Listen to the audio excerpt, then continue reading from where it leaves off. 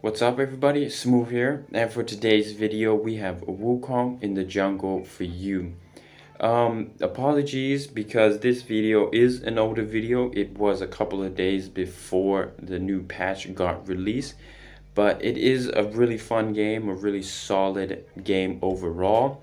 And even though with the new builds, new items, I don't think Wukong's build in general will change. Maybe you could, for some fun, add a little things here and there, but overall it will stay the same. As we have Black Cleaver, Sunfire, Aegis, Protobelt, Thornmail, Guardian's Angel, and Mortal Reminder. For the Mortal Reminder, we were actually only able to pick up the Executioner's Calling because the game did end before we managed to complete the whole build. But for this build and this game in general, we didn't pick up a magic resistance item, but more of that in the gameplay. Now for Wukong, this game actually we decided to go for a red side jungle clear because we were jungling up against an enemy Graves. Now this is before the latest patch again, so Graves really isn't that good yet.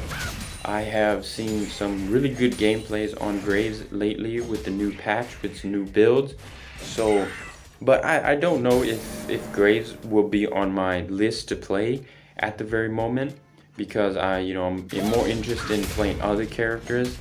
But who knows, maybe if I do unlock him, I'll try to play him, try to get a video out with him. But he is a solid jungle as of right now. But right here, Fiora tries to go on a 1v1 against Graves, both level 3, but he does have the red buff. So as you can see,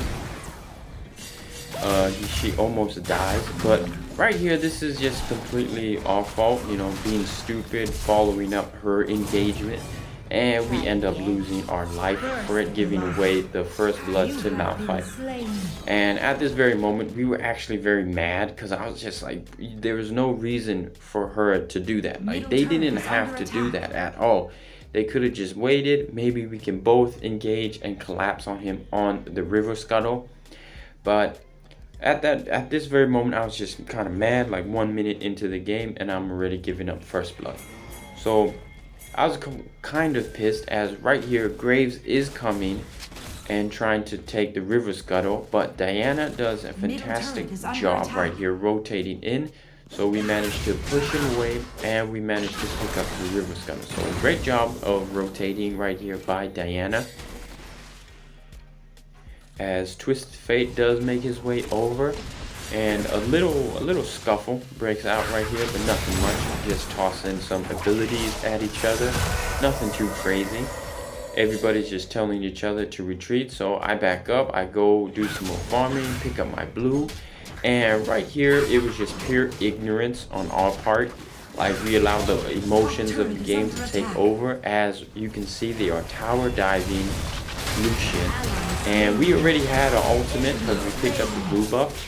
But we were very selfish and ignorant at that very moment because I was like, I decided to go for the Grump and then go help the team rather than just leaving the Grump. We had an ultimate, so we could have saved Lucian at that moment. So we allowed the emotions to take over. Bad play on our part as we managed to pick up a kill on Graves though. So we managed to get a kill back on him as he picked up an assist. And right here, he is starting the Ocean Drake. But we're just lurking around, trying the best as we can to try and steal it. So Lucian does a fantastic job. And we just dive right in and we manage to steal the Ocean Drake. And we do manage to pick up another kill right here. So we flash over and pick up another kill on Graves. So overall, the game right now is looking very, very good. We managed to pick up 2 kills on him. But if you take a peek at the gold, our gold is still behind on him. Even though we managed to pick up the Ocean Drake as well. But overall, I'm kind of like, at this very moment, I'm kind of like, okay. We came back into the game, we're doing alright. As we did some more farming, reset, we managed to pick up the Black Cleaver. And then we rotated over to the Rift Herald. Malphite right here, ultimates on us, but didn't do that much damage. As he rotates back in to try place a ward, we see it. Then come is we just pop our ultimate, pop a second part of our ultimate, and Diana just manages to clean up and get an easy double kill. So we managed to pick up the Rift Herald right here. Great job by the team overall. But in terms of Wukong, a little bit about his build, but right here later on, but right here we had the Rift Herald, and I wanted to use it, but at the same time I was contemplating. I was like, okay, maybe we don't have to use it because I'm with Fiora. We can get the tower pretty easy. But then I was still very like, okay, maybe we should use it. But then Malphite comes, so we're like, okay, you know what, we're not going to use it. But then I think it was here at this moment when we backport, I kind of noticed, okay, you know what, the Inferno Drake is up next. And that's the most important dragon. So we're like, okay, maybe we can keep it. But then right here, 3 people are in the dual lane. So I'm like, oh man, I might actually have to use it right now.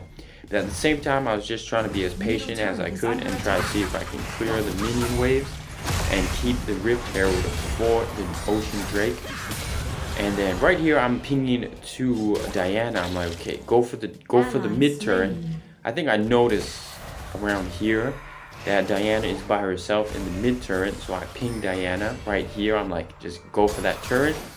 So here we're deciding, okay, maybe we can rotate mid, let the Rift Herald go, and then go for the dragon. But then I see Twisted Fate is there, so I'm like, okay, you know what? I'm just gonna stay here, see if we can maybe pick somebody off, and then let the Rift Herald go. So Tristana stays. Mistake on our part, we go for the minions instead just to clear the wave, but Senna does a fantastic job of rooting her. So we use our Proto Belt, third ability, managed to pick up the kill on Tristana. We let the Rift Herald go, and now we're rotating over immediately to the dragon. So Fiora is rotating into the dragon, as you can see right now. But right here, Diana is in a fight, so we end up getting caught in the fight in the mid lane as well. But our Lucian and Fiora do a fantastic job of killing Graves and stealing the Infernal Drake, as right here we managed to pick up a kill, and we managed to get the Baron lane tower, the mid tower, and the Infernal Drake, all 3 objectives at the same time. So overall, it worked out pretty well. Our team did a fantastic job of rotating over to the Infernal Drake as well, Lucian and Fiora. So they understood that they could go, and they knew that they could definitely 2 versus 1 the Graves. So they managed to pick him off and then steal the Ocean Drake, as we got caught up. We actually got caught up in the fight with Diana. You know, we should have just left it and then went for the dragon instead. Maybe that would have been better. Because if they did get that, they probably would have given him a chance to get back into the game. But right here, a little bit about Wukong's build. I have tried full attack damage like Assassin Wukong. But personally, I just found it very, very difficult to play, because I honestly think that Wukong should be played as the initiation character. Like, he should be that guy that just dives in, ultimates, right? Clones away, goes back in and ultimates again, and then allow your team to just, you know, deal damage around you, because that's a whole AoE knockup. You know, you get to knock up everybody. So I've tried assassin builds as well, where I go, you know, Yumu's, Trinity, Death Dance, but personally I'm like, I just don't like it. I don't feel very comfortable in those builds, you know, because you dash in, people focus you, you die, or, you know, you get your Guardian's Angel get popped, you gotta be revived again. I'm just not so fond of it. So I think this build right here for Wukong is definitely the best build, especially if you're, you know, in the higher elo, right? Like if you're in Diamond, then of course, you know, team fight compositions will probably be the best. But let me know down in the comments below, actually, who do you think is the best team fight champion in the entire game? And right here, we get another beautiful ultimate on 3 people, and we managed to pick up the kill on Braum. And right here, we managed to get another kill on Malphite, as Lucian gets a triple kill. And right here, I was actually deciding, okay, maybe we should go for Baron. And then we end up deciding to go for it, but a little bit slow on the decision making. But we managed to pick up the Baron buff nice and easy, as the whole enemy's team is dead. But a little bit about the build this game in general. The reason why we didn't pick up a magic resistant item was because the enemy's team Twisted Fate and Malphite were building AP, but their ability power weren't really that, like, you know, like, I really didn't feel it. I didn't actually see that their ability power was actually damaging. Not like a Kaale where you have to build magic resistance against a Kaale. So we actually decided to go Sunfire into Thornmill, Guardian's Angel, and then we picked up Mortal Reminder. As you're seeing near the end of the game, I was like, okay, what item do I go for? Normally you would probably want to build magic resistant, but like I said, you know, we really didn't have to worry. As right here, Diana gets a nice little ultimate. So we dive in and we pop our ultimate. And we managed to pick up some kills. We don't manage to pick up grades right there, but we do manage to pick up the tier 3 tower. And maybe we are looking to end the game, but I honestly don't think we end it right here, as we're just getting shot by towers. I mean, we probably took 4 tower shots right there. So just backing up right now, telling my team to retreat. But then right here, I ping my team. I'm like, maybe we can go up here and pick off this tower because we have a minion wave. And we do have canyon minions, so we do manage to pick it up. And as soon as we pick it up, the Baron buff actually runs out, as you can see. So we managed to pick it up, and the Baron buff immediately runs out.